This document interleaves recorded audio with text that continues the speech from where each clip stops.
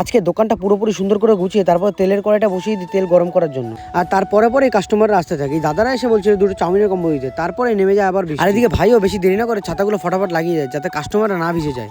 এরপরে এসে পড়ে মোমো আর চিকেন ভাপার অর্ডার। তো দাদাকে এক প্লেট মোমো দিয়ে তারপরে দেখি নেমে যায় আরো জোরে বৃষ্টি। বৃষ্টি পড়ুক বা যাই করুক, কাস্টমারদের যে অর্ডারগুলো ছিল সেই অর্ডারগুলো এক এক করে দিতে থাকি। তারপরে বৃষ্টি অনেকক্ষণ পরে থেমে যায়। থামার পরে কাস্টমারের জমজমাটটা কিছুক্ষণ পরে এই দিদি আসে। দিদি এসে বলছিল দুটো কম্বো দিতে। তো দিদিকে সুন্দর করে কম্বোগুলো রেডি করে আমরা দিয়ে দিই। আর এদিকে এই দাদাকে দুটো 149 কম্বো দিয়ে পাশেই দেখি এই বোনদের এসে পড়ে 3টে মোমোর অর্ডার। তারপরে বোনদের মোমোগুলো এক এক করে সাজিয়ে বোনদের হাতে দিয়ে দিই। তারপরে আমি একটুখানি বাইরে এসে পড়ি, কারণ অনেকক্ষণ দিয়ে ভিতরে ছিলাম তাই গরম লাগছিল। আমি একটু বাইরে এসে পড়েছিলাম তার জন্য। কিছুক্ষণ বাইরে থাকার পর আমিও দোকানের ভেতরে চলে আসি। তারপরে এখানে দেখি রাহুল চাউমিন ভাজছিল। যেহেতু চাউমিন অর্ডার ছিল, দাদাদেরকে চাউমিন দুটো সাজিয়ে ফটাফট আমরা দিই। পাশে এই দাদা এসে 10টা ফিশ ফিঙ্গার অর্ডার দিয়ে দেয়। তারপরে আমরা এক এক করে ফিশ ফিঙ্গার গুলো নিতে থাকি। ফিঙ্গারগুলো সব ভাজা হয়ে গেলে দাদাদের পার্সেলটা দাদাদেরকে দিয়ে দিই। তারপরে এই দিদি এসে বলছিল 3টে লেগ পিস নিয়ে যাবে। তো দিদির জন্য 3টে লেগ পিস আমরা ফ্রাই করতে ছেড়ে দিলাম। একদম রাতের দিকে আসে এই দাদা ছিল এক প্লেট পপকর্ন, এক প্লেট কুরকুরে মোমো আর ফিশ ফ্রাই, সব একটা প্লেটে করে দাদাকে। আর একদম লাস্টের দিকে আসে এই কাকুর ছিল দুটো ফিশ ফ্রাই আর দুটো পুদিনা চিকেন পার্সেল। তো কাকুকে পার্সেলটা করে আমরা দিয়ে দিই।